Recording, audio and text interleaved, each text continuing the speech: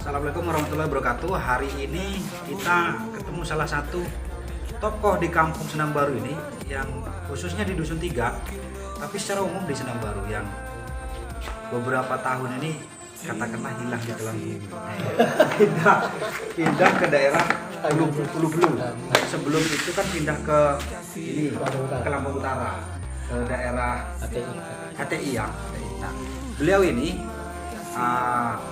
salah satu tokoh yang memprakarsai saat itu pengairan yang ada di Dusun 3, air bersih khususnya di Dusun 3. Beliau ini bernama Mbah Sopyan. Mbah Sopyan yang rating beliau ini termasuk nenek saya, kakek saya itu sudah almarhum semua. Jadi mohon izin hari ini cerita saiti babakan sejarah banyu neng Dusun Telu, terutama air bersih yang kami saat ini pergunakan untuk minum, wudhu, mandi, cuci-cuci dan yang lainnya. Ini kami anak cucunya hari ini mengucapkan terima kasih betul. Tuhan masih memberikan kesempatan ketemu dengan beliau ini. Maka bareng-bareng kita dengarkan bahwa segala sesuatu itu tanpa sejarah dan perjuangan tidak mungkin ada hari ini. Dan beliau akan bercerita. Ini kebetulan bersama Pak Bayan Andui Sutrisno, Dusun 3, dan beliau ini adalah sejarah. Monggo Pak De perkenalkan diri supaya halayak ini tahu bahwa siapa dan hari ini. Assalamualaikum warahmatullahi wabarakatuh. Salam. Saya atas nama sebutannya sekarang Mbah Pian, kalau dulu Pak Pian. Pada waktu masuk di Dusun 3 Sendang Baru ini tahun 82, 1982. Itu lama ya? Nah, pertama karena ada program revitalisasi penanaman sonokeling dan kanan. Nah, kebetulan saya terus berkeluarga di Dusun 3 ini. Tahun 1984 itu saya ingat saya, itu memang sumur kering, ada kemarau. Kemarau panjang Ya agak panjang, sumur kering, jadi kesulitan air minum. Maka saya punya ide kepada tokoh-tokoh masyarakat, terutama yang sudah almarhum semua, itu gimana kita mencari jalan keluar untuk memasukkan air minum dan untuk mandi. Kebetulan 18 orang itu sepakat. Jadi awalnya yang mempunyai gagasan itu dalam bentuk musyawarah itu dihadiri dan disepakati oleh 18 anggota, ya? 18 anggota termasuk tokoh masyarakat. Yang sekarang alhamdulillah sudah almarhum semua, diambil yang kuasa. Pak Yamin, Pak Jahari, Pak Alimudin, Pak Wito, Sunadi, saya sendiri, Pak Kades, itu kan. Pokoknya jumlahnya ada 18 orang. Pak Kowo itu sekretarisnya. Pada waktu itu kami bentuk kesepakatan bareng-bareng, Mas Wito sebagai ketua, Sunadi sebagai bendahara, Kowo sebagai sekretarisnya. Saya pada waktu itu sebagai kebetulan RT-nya sebagai ili-ilinya. Ili-ili air apabila ada hambatan itu tugas saya. Pagi sore walaupun malam saya bergerak ili-ili. Di mana hambatan itu? Dari kampung kita sekarang ini kan jaraknya bukan main-main. Kalau kita bilang 1 kilo lebih ya. Ya 1 kilo lebih. Nah pada waktu itu kesepakatannya kan belum bisa beli paralon, belum bisa beli selang, jadi pakai bambu. Jadi dibolongin gitu. Khusus pakai bambu yang panjangnya itu sepanjang bambu kita ambil rotor itu luasnya dibolongi. Sambung menyambung itu. Pakai karet talinya. Alhamdulillah pada waktu itu ya sepakat, kita bareng-bareng kerja keras bisa masuk, alhamdulillah sampai sekarang bisa digunakan anak cucu. Tapi ya, pada waktu itu memang rintisnya mati-matian itu, tiap hari cari bambu. Terus macul. Iya, ada yang digali, ada yang dipasang sistemnya itu kalau naik dinaikkan pakai bambu yang tegak, nanti sambung menyambung lubang angin. Alhamdulillah pada waktu itu masuk pertama senang semua. Selingkungan 18 anggota itu, keluarganya senang semua, mandi di situ, air minum di situ. Jadi 1984 sampai dengan hari ini 2023 ini 39 tahun loh Pak. Iya, sejarah yang luar biasa ya. Nah, memang benar. Pak Bayan belum di sini, Pak Bayan. Saya masih kecil. Berarti era saat itu, saat saya dilahirkan 1984, karena 82 itu translok ya Pak ya. Nah, diterangkan kita di situ, jadi diterangkan. Wah luar biasa. Yang sekarang kita minum buat cuci, rupanya ada sejarah besar yang tersimpan. Dan hari ini hari yang sangat luar biasa. Tuhan pertemukan dan kita akan buka sedikit sejarahnya di sini. Perlu dipahami bahwa bukan mudah, bambu yang disekat oleh ruas harus dibolongin dengan apa jenenge sing bolongin? Itu ada tembilang itu ya berupa besi, terus dikasih gagang kayu yang paling panjang. Jadi kalau dari sini nggak nembus, nanti dibalas dari ujungnya, maka bisa nembus, terus disambung. Maka sekarang sudah dirintis zaman dulu, sekarang sudah mengalir bisa digunakan anak cucu. Saya titip pesan kepada generasi penerus ini diselamatkan, dilestarikan. Nah, terutama yang harus dijaga sumber mata air dasnya itu dijaga, ditanami dengan pelindung. Apa itu bambu, apa itu kayu yang timbulnya banyak sumber mata airnya. Ini pesan saya supaya untuk sampai kapan nggak mati sumber mata air itu. Tajuk tinggi rendahnya ya. Tajuk tinggi ada yang rendah, ada yang menengah, ada yang tinggi. Itu harus dirapeti supaya sumber mata air nggak mati. Apalagi program sekarang kan pemerintah menggunakan tanah nggak longsor, sumber mata air nggak mati. Di samping untuk digunakan di sini untuk melestarikan orang yang di bawah sana kayak Bandar Lampung, kayak Metro, itu mengharapkan mata air dari sini. Iya, betul. Kebetulan juga sekarang saya ini kan menjadi PKSM di bidang kehutanan wilayah Batu Tegi, Tanggamus. Itu harus melestarikan sesuai seragam saya dan SK saya itu kan WSS itu Wai Sikampung dan Siputih. Oh, jadi sekup wilayahnya Das Seputih dan Sekampung. Das Sikampung ini sesuai seragam ini. Kan WWS ini BP Wai Siputih SHL WWS. Nah, kebetulan ini kan pendamping Bappedas. Setiap Bappedas mengadakan proyek pembantuan masyarakat, saya yang mendampingi dalam rangka pembangunan hutan. Dan saya punya kewajiban untuk membina masyarakat supaya mematuhi aturan program yang ada. Maka titip pesan sekali lagi, dilestarikan sumber mata airnya dan digunakan sebaik-baiknya kepada anak cucu generasi seterusnya. Oke. Ini Pak Lurah yang perlu saya sampaikan. Siap. Jadi rupanya begini loh. Beliau ini setahu saya, inilah perbedaannya wong sing ngerti karo wong sing iso. Kalau beliau ini saya bilang orang yang ngerti, bukan hanya bisa, bukan hanya pintar. Kalau kita bilang pintar harus ada sekolahnya, tapi ternyata aku tak beri tamatannya nggak. Loh, saya SD aja nggak tahu. Nah, SD aja nggak tamat. Tapi kita simak bersama-sama tadi bahwa di tahun 1984 beliau sudah dimanfaatkan oleh masyarakat menjadi kepala lingkungan Pak RT sampai dengan penggagas pengairan PAM yang ada di Kampung Sedang Baru. Setelah itu beliau pindah ke daerah Waikanan, dipakai juga di perhutani di sana yang memegang wilayah sekitar 500 hektar. Sekarang masuk lagi ke Tanggamus, dasnya malah pegang Wai Seputih dan Sekampung. Nah, melestarikan itu. Pelestarian alam. Saya RHL-nya melaksanakan 760 hektar. 760 hektar. Yang diperbantukan oleh Bappedas kepada masyarakat. Tapi nggak boleh dijual ya, Bre? Apanya? Tanahnya. Oh, kalau tanah nggak boleh dijual, cuman hasilnya ya silakan diambil oleh masyarakat. Gitu loh. Enggak, kalau ngobrol kosong kan seakan-akan kalau itu jadi kepemilikan berarti secara administrasi beliau ini kalau kita bilang kita punya tanah 1 hektar, 2 hektar dan sebagainya, kita belum kaya, Bro. Beliau ini punya kekuasaan 760 hektar.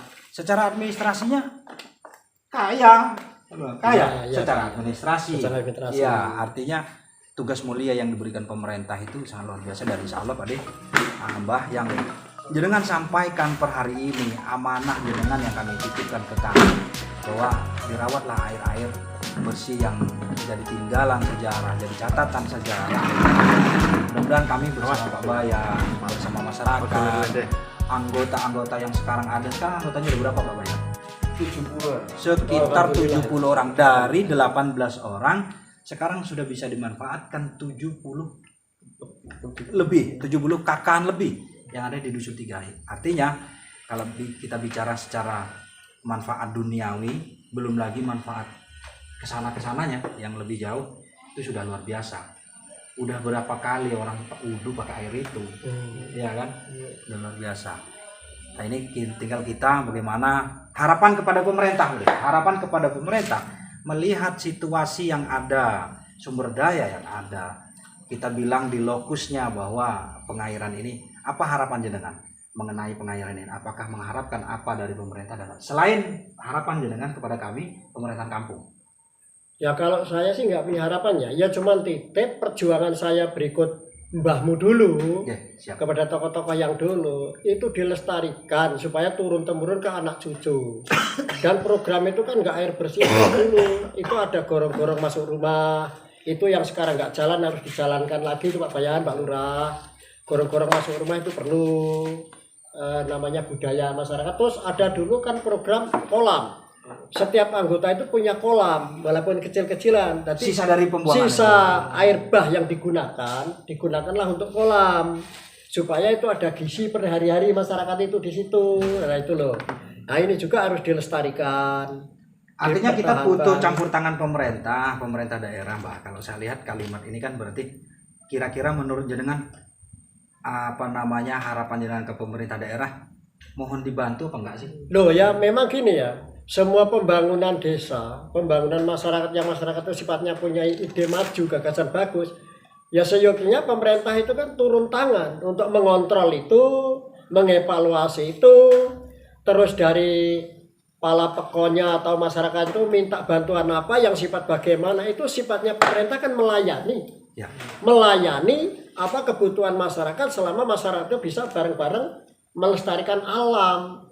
Apalagi sekarang ini gini ya, Indonesia ini kan ditekan sebagai paru-paru dunia, di bidang dunia. Nah ini perlu betul, Dulur wawasannya sampai situ, kita belum ngerti ini. efek sampingnya itu perlu betul kelestarian alam, karena iklim global itu harus punya karbon dari alami gitu loh. Itulah perlu dilestarikan. Ya kalau pemerintah daerah saya mohon ya tolonglah sering dievaluasi masyarakat di Tiga ini yang ada apa ya, inisiatif masyarakat bisa dihidupkan sampai sekarang, diselesaikan sampai sekarang, mencukupi sampai sekian anggota, sekian masyarakat. Itu tolong sering dievaluasi, dibantu bila perlu lah. Apa kekurangannya demi kemajuan masyarakat. Contohnya pipa, Ya pokoknya kebutuhan apa masyarakat itu yang penyaringan air dan sebagainya. selama itu bisa dilestarikan untuk anak cucu, pemerintah kan memang perlu turun tangan. Dan jujur sekarang gini, ini kami sebagai penerus, sebagai pengguna, penerus manfaat dan sebagainya. Sekarang salah satu kendalanya adalah karena itu berasal dari sungai loh. Berasal dari sungai yang diambil airnya sedikit dimanfaatkan ke masyarakat untuk mandi dan sebagainya seperti yang saya sebutkan di depan tadi. Kendalanya satu, ketika kita ini mengalami curah hujan yang luar biasa, dalam garis besarnya banjir, itu kan airnya keruh. Jadi kami berharap atas nama pemerintah, mohon izin Pak, ini kami meneruskan apa yang menjadi harapan jenengan, bahwa tolong alokasikan ataupun rumuskan sebuah alat yang bisa membantu kami, masyarakat kami di Sendang Baru ini, satu alat yang bisa menjernihkan air itu steril. Jadi walaupun musim hujan, ili-ilinya nggak repot, ada ili-iline mau semutan mampet banyune budak banyune kira sedombe nggak bisa dimanfaatkan. Kalau ada kayaknya cocok ya kita minta itu lah. Ya itu memang perlu. Cuma dulu kan teknis lokal itu udah tak coba dulu. Pakai hijau gitu. Pakai hijau, maka perlu bak sekat ke 1, ke 2, ke 3 itu perlu itu. Untuk menampung, menjernihkan air supaya bisa diminum. Itu kan batu-batu di situ ditaruh untuk saringan, yang hijau-hijaunya itu yang berapa kali kan 3 bak itu 3 saringan. Insya Allah itu nggak berapa keruh. Nah kalau pemerintah sekarang kan udah canggih. Bikinlah minta bantuan bak yang agak lumayan untuk menjernihkan gimana. Itu kan nanti ada PPL-nya itu. Undanglah PPL itu minta petunjuk. Apa gunanya pemerintah sekarang banyak pegawai negerinya yang arah ke PPL segala macam. Wah iya benar. Ya iya, minta petunjuk Pak, tolong. Ini jalan keluarnya gimana Pak? Air keruh supaya nggak keruh. Itu di PTP kan air kayak gitu bisa diminum orang. Iya. Nah apa salahnya kita sudah kompak surat kok nggak bisa gitu loh. Sama-sama warga negara Indonesia kan. Yang penting masyarakat ini mematuhi aturan, dengan pemerintah setempat patuh, dengan pemerintah pusat ya patuh. Itu aja Pak. Karena kita kan berdekatan dengan kawasan ya, dengan register. Jadi beberapa lini stakeholder yang harus kita patuhi ya, termasuk kehutanan, dari dinas perairan, pemberdayaan alam, mungkin dengan Perkim ya, pemberdayaan lingkungan dan kemasyarakatan. Itu. Oke, terima kasih. Hari ini adalah hari yang bagi kami mengungkap sebuah sejarah asal muasalnya air bersih kita yang digagahi atau direncanakan diprakarsai oleh beliau-beliau ini kisaran di tahun 1984 sampai dengan hari ini kita bertemu 2023 Januari ya, yang sudah usianya ya sekitar 39 tahun lah, sekitar 39 tahun. Bulan ya. Nah, itulah kira-kira pemirsa yang menyaksikan tayangan ini bahwa ada kesan sosial, kesan moral yang perlu kita simak bersama-sama bahwa di sini penting atau tidaknya sebuah pendidikan betul ada garis bawahnya bahwa penting juga yang namanya sekolah. Tapi setelah kami analisa dan kami ngobrol-ngobrol dalam hal ini adalah bentuk peduli. Sebuah kepedulian yang sangat besar kepada negara ini, kepada kampung ini, pada manusia, pada sama manusia dan kepada alam. Sudah hadir di benak beliau-beliau ini para sejarawan yang hari ini masih bisa bertemu dengan kami. Jadi inilah pesan moral kita, mari bersama-sama bermanfaat bagi orang banyak, bagi orang lain yang sehingganya sampai ke anak cucu, Pak. Ini sampai ke anak cucu hari ini masih bisa kami rasakan sampai hari ini. Jadi terima kasih atas informasinya Mbah Sopyan sekali lagi. Beliau Mbah Sopyan yang sekarang di Ulu Belu. Doakan beliau ini sehat, murah rezeki, Pak. Itu kami anak cucunya doakan seperti itu dan mudah-mudahan apa yang jadi pesan-pesan jenengan bisa kami manfaatkan dan kami mohon keikhlasan tenaga pikirannya di kala itu sampai dengan anak cucu kita nanti ini bisa bermanfaat bahkan sampai ke akhirat menjadi sebuah ladang ibadah. Cuma sekali lagi saya pesan, terutama kalau kepingin nggak terlalu istilah bahasa Jawa butek ya, iruh airnya. Itu tolong kanan kiri sungai yang dimanfaatkan itu ditanami yang lebih rapat oleh tajuk-tajuk tinggi. Jadi kalau hujan kan nggak secara langsung masuk ke sungai semua, keserap kepada yang dinamakan unsur hara. Unsur hara itu ada busukan dari daun, dari segala macam di situ. Nah, rumus-rumus itu namanya unsur hara. Itu bisa disaring di situ, tidak langsung semata-mata debu-debu itu masuk ke sungai gitu. Ada penyerapan dan dilestarikan kalau bisa 50 meter dari sungai dan das sungainya itu mata airnya itu dilindungi benar-benar oleh tajuk tinggi gitu loh. Itu jangan boleh masyarakat buka sekali-kali di lingkungan itu. Itu dilestarikan dari itu. Nah, sekali lah terima kasih. Ini aja yang perlu saya sampaikan Pak Lurah. Kebetulan Pak Hayan ini ya.